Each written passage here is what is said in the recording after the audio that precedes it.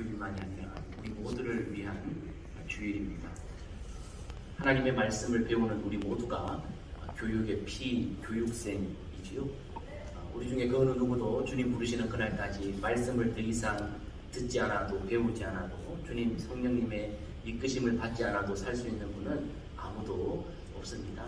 우리는 언제까지나 하나님의 말씀 안에 다스림을 받고 가르침을 받고 인도함을 받아야 될 피교육생임을 우리는 알아야 하는 것입니다. 오늘 교회 교육주의를 통해서 하나님의 말씀이 우리 가운데 왜 필요한지, 하나님이 우리에게 무엇을 원하시는지, 우리와 또 우리의 자녀 세대들에게 하나님께서 원하시는 것이 무엇인지 말씀을 통해서 한번 생각해보는 귀한 시간이 되었으면 좋겠습니다. 일어나 내 자리를 들고 걸어가라 라는 제목으로 말씀을 생각해 보겠습니다. 오늘 본문 말씀 8절, 9절, 10절, 11절, 12절 담지 않았지만 이 모든 5절의 절에 계속해서 반복적으로 등장하고 있는 구절 단어가 있습니다. 무엇입니까? 자리를 들고 걸어가라 입니다. 자리를 들고 걸어가라. 일어나 내 자리를 들고 걸어가라 말씀하신 예수님의 말씀을 사람들이 받아서 계속해서 입에서 입으로 옮기며 그 말이 반복적으로 기록되어지고 있습니다. 여러분 잘 아시겠습니다만은 성경 말씀 속에 예수님께서 강조하실 때 내가 진실로 진실로 너희에게 이르노니 라고 하시면서 아멘 아멘 반복하시면서 말씀하셨습니다. 모든 하나님의 말씀, 예수님의 말씀이 다 귀담아 들어야 되는 말씀이며 마음에 새겨야 되는 말씀이지만 특별히 더 하나님께서 강조하실 때, 주님께서 강조하실 때 반복해서 단어를 사용하시면서 주의를 환기시키고 듣는 청자들로 하여금 이 말씀은 중요한 말씀이야 라고 하는 것을 강조하실 때 반복하셨던 것을 우리는 잘 알고 있습니다. 오늘 본문 말씀에서 성령님께서 이 예수님이 하신 일들을 기록할 때 내 자리를 들고 걸어가라 라는 이 말씀을 5절에 걸쳐서 계속해서 연이어 반복하셨습니다. 이 말씀은 무슨 말이냐? 우리에게 주시는 강조의 말씀이요, 우리가 꼭 들어야 될 말씀이고 우리가 꼭 실천해야 될 말씀임을 우리에게 알려주고 계신 말씀입니다. 이 말씀을 우리가 한번 집중해서 생각해 보기를 원합니다. 여러분, 인생에 있어서 가장 큰 비극이 무엇입니까? 그래서 우리는 인생의 가장 큰 비극을 죽음이라고 생각하는데 예, 맞습니다만 다 맞지는 않습니다. 인생의 가장 큰 비극은 죽음이 아니라 사실은 죽기 전에 죽어가는 것입니다. 죽지 않았는데 스스로 죽은 것처럼 살아가는 것, 죽지 않았는데 스스로 죽음으로 자신을 내모는 것, 그 절망이야말로 인생에 있어서 가장 비극적인 것입니다. 키에르케고르 덴마크의 철학자가 절망은 죽음에 이르는 병이다 그렇게 말했습니다.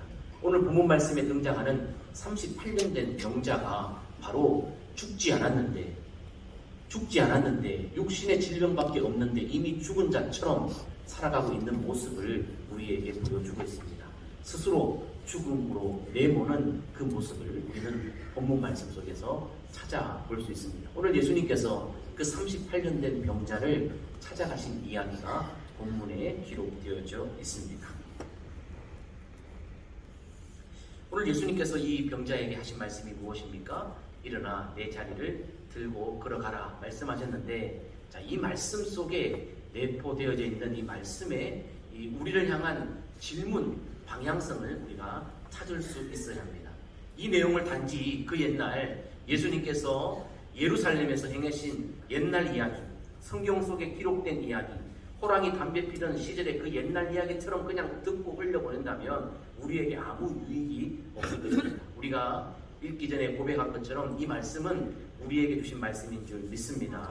그렇다면 이 말씀 우리가 깊이 한번 생각해 봐야 되는데, 우리는 오늘 이 일어나 내 자리를 들고 가라는 이 말씀 속에 두 가지 질문, 그 답을 찾아야 합니다. 첫 번째는, 그러면 어느 자리로부터 일어나야 하는가? 예수님께서 지금 일어나라고 말씀하십니다. 걸어가라고 말씀하십니다. 이 자리를 벗어나라고 말씀하십니다. 그 자리가 어느 자리인가? 어떤 자리인가? 38년 된 병자에게는 예루살렘 솔로몬 행각에 있는 베데스다 연못, 그 자리가 될 것이고, 오늘 이 말씀을 듣는 우리에게는 각자 삶의 처해 있는 자리가 될 것인데, 어느 자리에서 주님은 내가 일어나서 벗어나기를 원하시는지 말씀을 통해 우리가 알아야 합니다. 두 번째로, 그러면 일어나서 벗어나야 하는데 벗어나서 어디로 가야 하는가? 단지 벗어나기만 하면 되는 거 아니, 어디로 가야 하는가까지 우리가 본문 말씀 속에서 답을 찾을 수 있어야 이 말씀이 오늘 우리에게 의미가 있을 것 같습니다. 자, 그러면 한번 생각해 봅시다. 첫 번째, 어느 자리로부터 일어나야 하는가? 오늘 우리는 어느 자리로부터 일어나야 하는가? 바로 상처의 자리, 포기의 자리로부터, 즉 상처로 묶여 꿈이 절망된 자리로부터 일어나 걸어가야 하는 것입니다. 오늘 본문 말씀 속에서 예수님이 38년 된 병자를 찾아 베데스다 연못에 들어가셨습니다. 거기에 수많은 병자들이 있었습니다. 이름 모를 질병이 있는 자들, 보지 못하는 자들, 다리 저는 자들, 혈기 많은 자들, 모든 자들이 거기에 다 있었다고 성경은 기록하고 계십니다.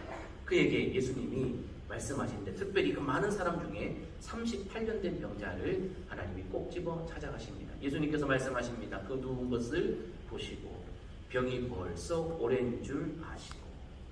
주님이 아시는 거예요. 이 병자가 몇 년 동안 아팠는지 아시는 겁니다. 오늘 본문 말씀 속에는 그 사람이 어떤 병에 걸렸는지 질병 코드나 병명이 기록되어 있지 않지만 우리 주님은 알고 계셨습니다. 그가 오랫동안 이미 아팠던 것을 알고 계셨는데 예수님께서 말씀하십니다. 내가 낫고자 하느냐. 자, 이 6절 말씀 가만히 보면 은혜로운 말씀입니다. 예수님이 찾아오신 것 자체가 은혜지요. 많은 사람들 중에 구별하여 선택하여 그를 집중하고 있는 것 자체가 은혜지요. 지금까지 주목받지 못한 삶의 보상으로 충분하기에 그지없습니다. 그러나 주님 말씀 어찌 보면 좀 엉뚱합니다. 주님 몰라서 모르시나? 38년 된 병자의 소원이 있다면 뭐겠어요? 여러분, 뭐겠어요? 선명한 것 아닙니까? 근데 예수님이 물으시는 거예요. 네가 낫기를 원하느냐? 이 질문을 예수님께서 왜 던지셨을까? 이 질문에 이 환자의 대답이 또 이상합니다. 내가 낫기를 원합니다. 예, 빨리 고쳐주세요 라고 답하지 않습니다. 7절에 병자가 대답합니다. 주여, 물이 움직일 때에 나를 못에 넣어주는 사람이 없습니다. 내가 가는 동안에 다른 사람이 먼저 내려갑니다. 내 낫기를 원합니다. 이 한마디 하면 될 텐데 힘없는 그 사람이 뭘 주저리 말을 길게 해요. 근데 낫기를 원한다는 말이 구체적으로 고백되고 있지 않습니다. 물이 움직일 때 나를 이 못에 넣어주는 사람이 없습니다. 내가 계속 이 못만 보고 있는데, 못이 움직이길 보고 있는데, 움직일 때 가장 먼저 내가 들어가야 나을 수 있는데 나를 낫게 해주는 사람이 없습니다. 나를 데리고 들어가는 사람이 없습니다. 서로 자기가 먼저 들어간다고 달리기를 합니다 라고 이야기합니다. 여러분, 좀 엉뚱하지 않습니까? 예수님의 이 질문과 이 사람의 답이 평행선을 긋고 있는 것 같지 않습니까? 질문도 웃기고 대답도 웃깁니다. 네, 여러분, 예수님이 이 중요한 시간에 웃기시려고 엉뚱한 질문을 하셨겠습니까? 아니요. 다 의도가 있으신 일이죠. 왜 예수님은 내가 낫기를 원하느냐라고 물으셨을까요? 그것은 이 대답에서 볼 수 있듯이 이 사람은 낫기를 원하는 마음을 포기했기 때문입니다. 이 사람은 낫기를 원하는 마음이 지금 여기에 없기 때문입니다. 그래서 예수님이 확인해 주시는 거예요. 너 지금도 낫기를 원하니? 너 오늘 여기서 낫기를 원하니? 라고 질문하시면서 그 속에 깨어진 꿈, 그 속에 내려놓은 그 희망, 절망으로 변화된 그의 마음을 예수님이 먼저 보고 계시는 것입니다. 자, 그러면 보세요. 여러분, 38년입니다. 무려 38년 동안 아팠던 이 사람, 받기를 원하느냐? 예 한마디 하면 되는데 왜 그 예 한마디 믿음의 고백, 간절한 소망의 고백을 하지 못합니까? 거기가 어디이냐? 그 답을 찾아보면 알 수 있습니다. 오늘 여러분 이 38년 된 병자가 낳고 싶은 꿈도 내려놓고 그 무리 동하기만 바라보면서 그저 아우 저 사람들 나보다 빨리 내려가네, 불평하고 나를 왜 안 넣어줘? 라고 원망하는 그곳에 있는 것. 왜 그렇습니까? 그 자리가 바로 베데스다이기 때문입니다. 여러분 오늘 본문 말씀에 히브리어로 베데스다라고 하는 것을 말하는데 이 베데스다라고 하는 이 연못에 내려오는 신화가 있습니다. 오늘 여러분들 성경 말씀에 보면 여러분 이렇게 꺾기표에서 괄호 되어 있죠. 밑에 보시면은 어떤 사본에는 이 내용이 없음 그랬습니다. 그러니까 이 내용은 하나님의 말씀이 아니라 그저 그 당시 그곳에 전해 내려오는 사람들의 이야기를 이해를 돕기 위해 적어놓은 첨가한 것입니다.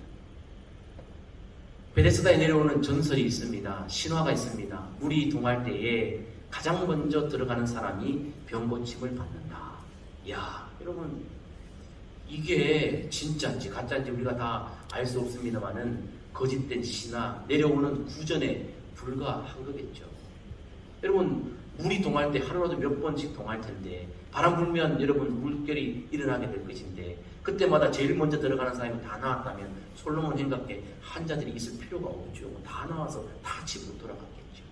이것은 그저 거짓된 신화에 불과합니다. 그런데 여러분 아픈 사람들은 지푸라기라도 짚는 심정으로 그 거짓된 신화를 참된 신화인 것처럼 붙잡고 있는 것입니다. 그래서 뭐만 보고 있습니까? 물만 보고 있습니다. 그들 눈에는 물, 연못만 보고 있습니다. 주변에 사람 보이지 않습니다.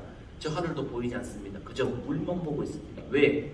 거기에 삶의 이유가 있어요. 희망이 거기에만 있기 때문입니다. 그래서 무조건 먼저 들어가려고 하는 것입니다.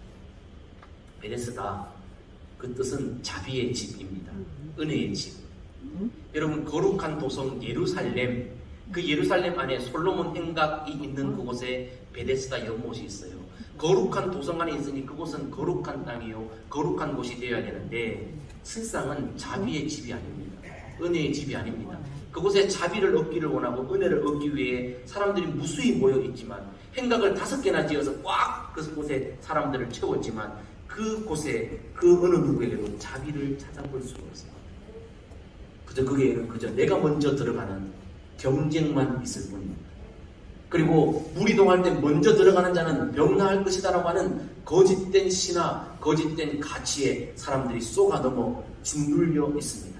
어둠의 영, 절망의 영이 지배하는 그곳이 베데스다입니다.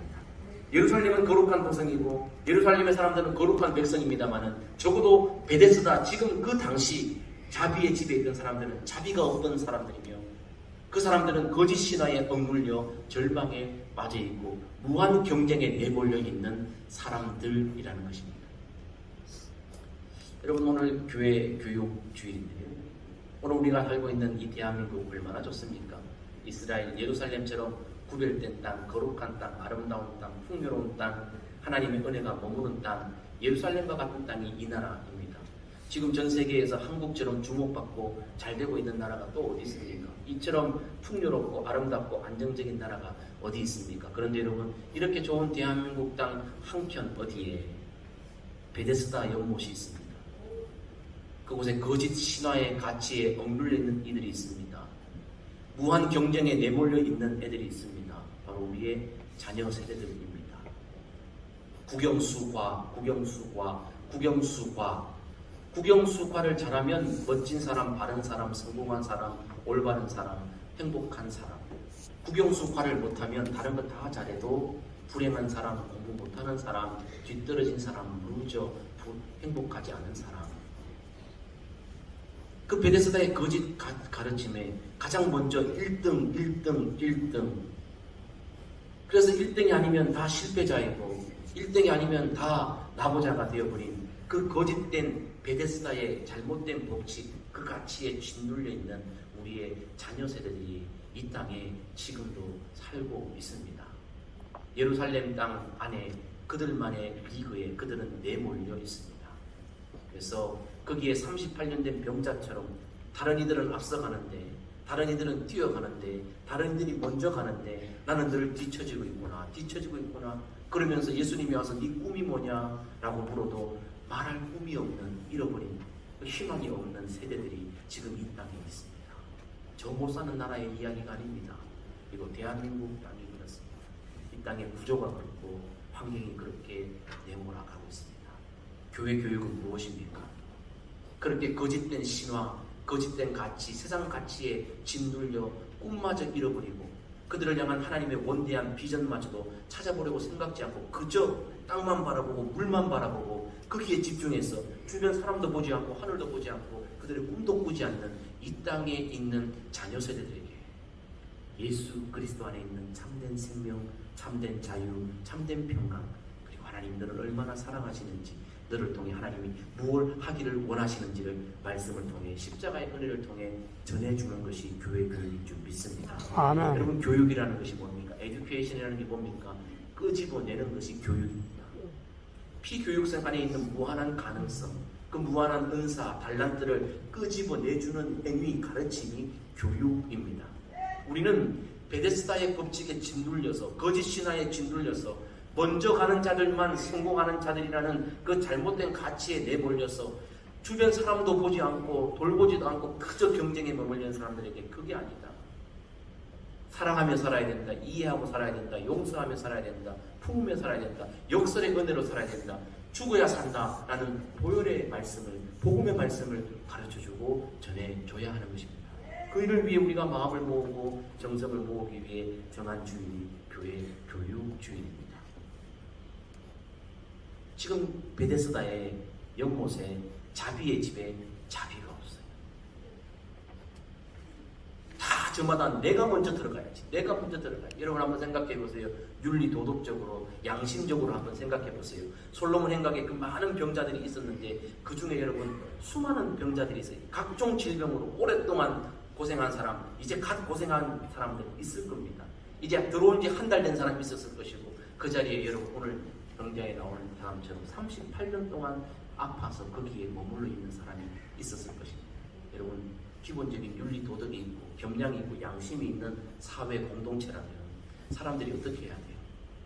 여보, 김씨, 이씨, 이번에 바람이 불면 물이 움직이면 우리 저분 좀 넣어드립시다. 저분 38년이나 고생하고 있어요. 우리 동병상련 아닙니까? 다 아픈데 저분 먼저 넣어드립시다. 저분은 우리 도움이 없으면 가지 못하는 분이잖아요. 여러분, 이렇게 말해야 윤리적이고 도덕적이고 양심이 있고 여러분 정말 자비가 있는 것 아닙니까? 근데 지금 베데스다에 그게 없어요. 그렇죠.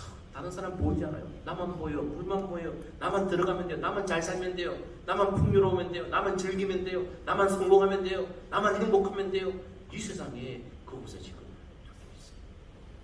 겉으로는 자비의 집 살기 좋은 곳이고 거기에 희망이 있는 것처럼 보이지만 속에 들어가면 끝없는 절망의 뿌리가 얼마나 깊이 내려갔는지 뿌리와 뿌리가 엉키고 엉켜서 절대 사람의 힘으로는 뺄 수 없는 그 절망의 나락 속에 있는 곳이 바로 베데스다입니다.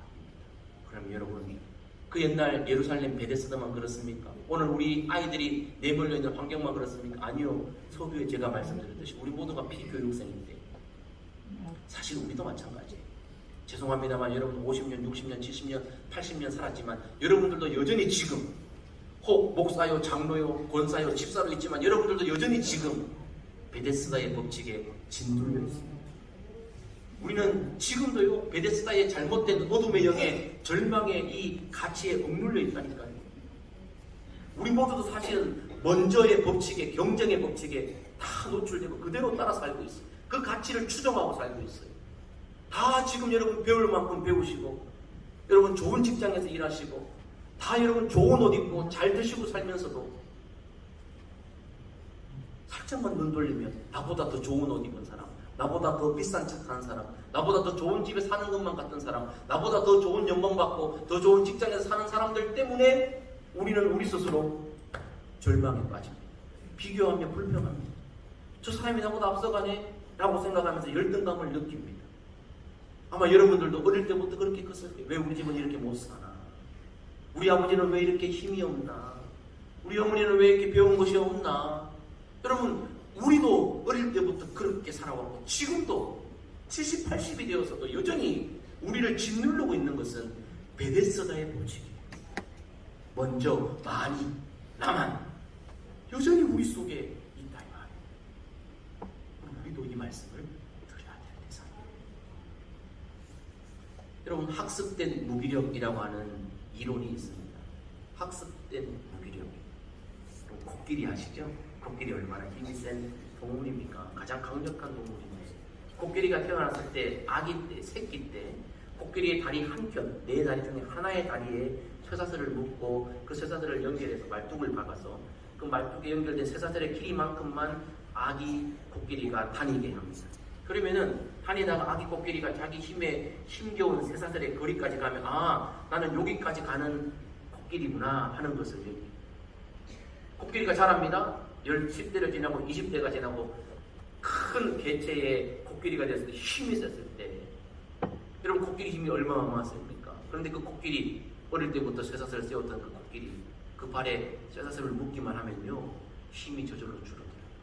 어릴 때부터 합석된 무기력함에 그가 빠집니다. 움직이면 뽑아낼 수 있는 그것도요, 아, 나는 여기까지 갈 수밖에 없어. 쇠사슬의 길이가 껴도 못 가 라고 생각합니다. 학습된 무기력에 빠진 코끼리 그 모습처럼. 오늘 베데스다에 사는 38년 된 병자, 네가 낫기를 원하느냐 질문하시지만 예 한마디 할 수 없어요. 왜? 꿈이 없어요. 상처 때문에. 자기 스스로에 자기가 너무 열등감에 빠졌어요. 그 열등감이 지나쳐가면 뭐예요? 저 사람들은 왜 나를 안 돌봐줘? 라고 하는 불평과 원망의 자리까지 갑니다. 그러니까 그 상처가 얽히고 설킨 거예요. 자기 자신을 봐도 상처가 되고, 주변 사람을 봐도 상처가 되고, 자기 모든 인생이 상처투성이에요.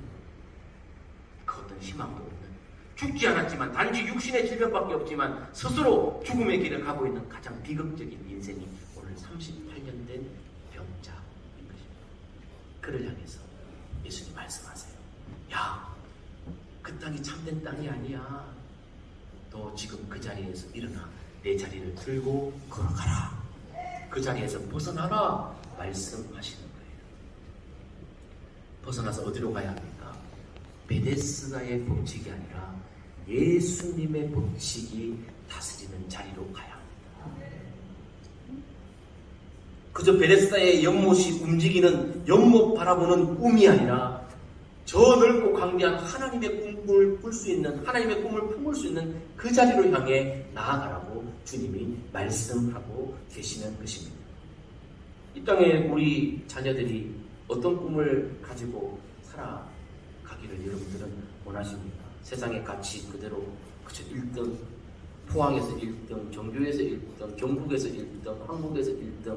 죄송해요. 여기도 진짜 우리 똑똑한 분들 계시고, 박사님들 계시고, 훌륭한 분들 계시지만, 여러분 S대학교에 똑똑한 사람들 다 모아놓으면 거기도 1등이고 꼴등이 있어요.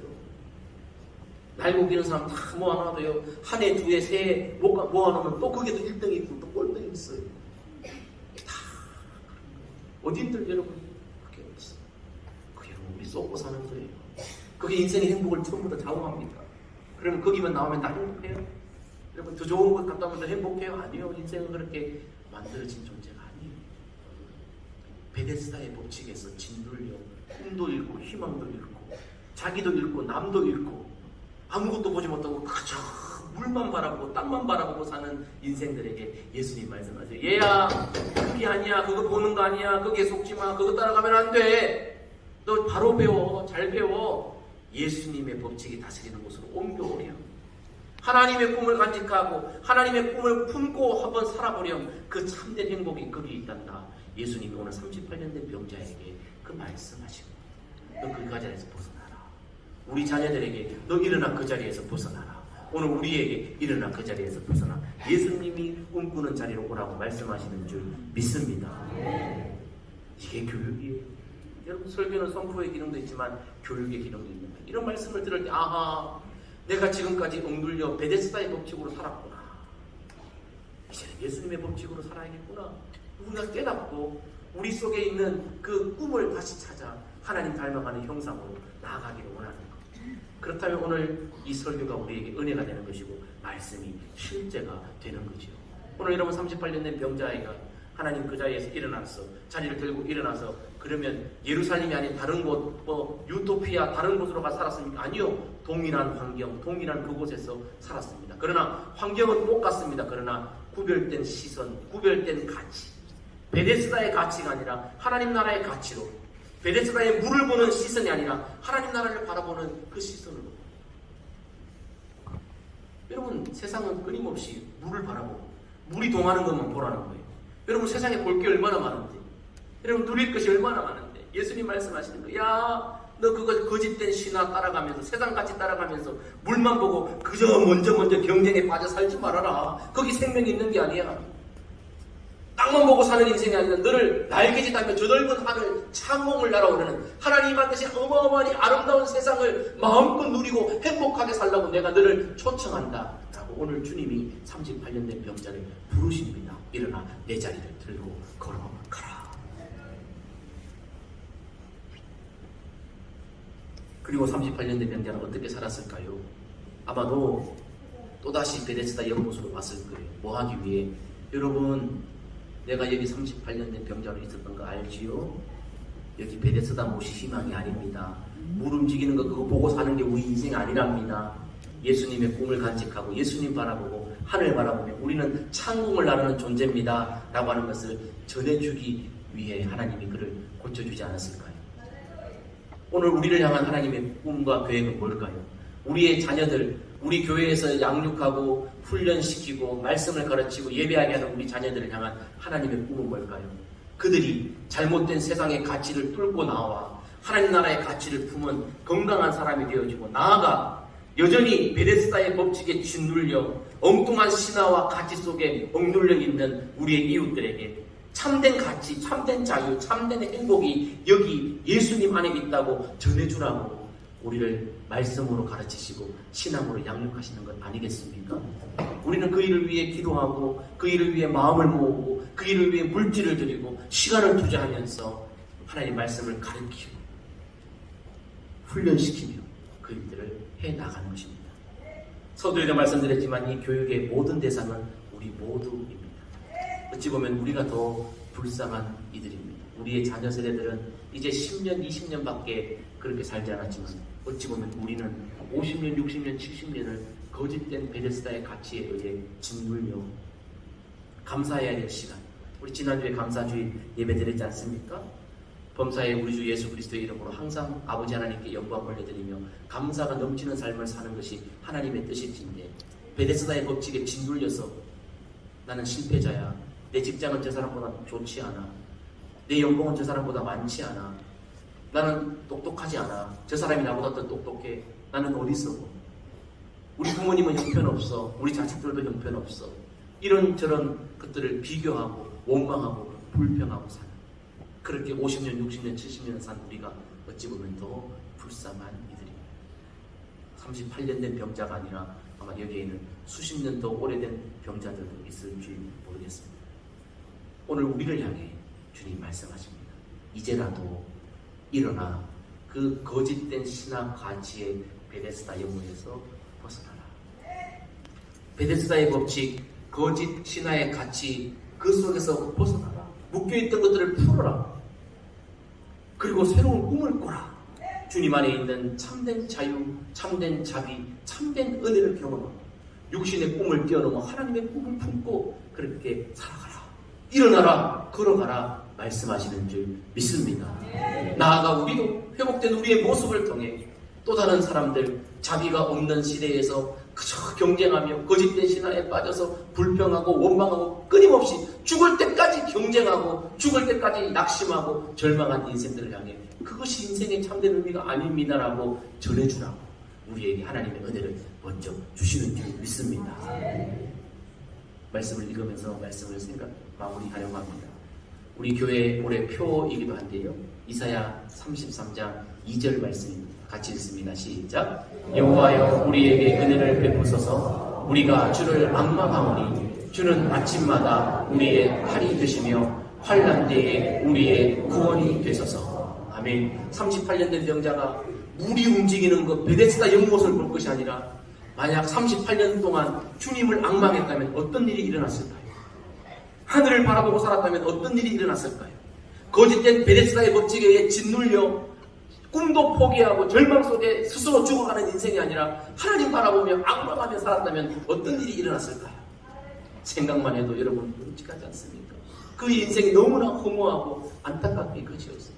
그러나 여러분, 오늘 우리도 주를 바라봐야 될 줄 믿습니다.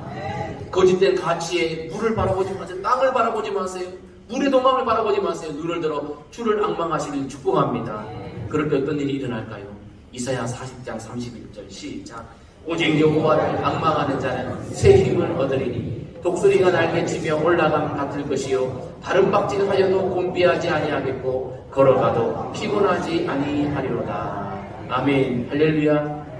여러분, 베데스다 연못을 바라보는 자는 힘을 잃게 될 것입니다. 꿈도 잃게 될 것입니다. 절망하게 될 것입니다. 그러나 눈을 들어 하늘을 바라보고 주를 바라보는 자, 주를 앙망하는 자, 새 힘을 얻게 될 줄 믿습니다. 회복을 경험하게 될 줄 믿습니다. 예수님의 법칙 안에 들어갈 줄 믿습니다. 참된 꿈을 회복할 줄 믿습니다. 참된 삶을 살아갈 줄 믿습니다. 이 놀라운 주님의 말씀에 반응하여 일어나 새 일을 행하는 복된 성도, 복된 교회, 복된 가정, 복된 자녀들 다 되기를 주님의 이름으로 축복합니다. 주 예수 그리스도의 은혜와 우리 하늘 아버지 하나님의 극진하신 사랑하심과 성령의 감동, 감화, 교통, 역사하심이 거짓된 신화 베데스다의 법칙을 벗어버리고 일어나 예수 그리스도가 다스리는 그 영광스러운 생명의 법칙 안으로 들어가 참된 자유를 경험하기를 원하는 복된 성도들, 복된 자녀들, 가정과 교회 위에 이제로부터 영원까지 함께 하시기를 간절히 축원하옵나이다. 아멘.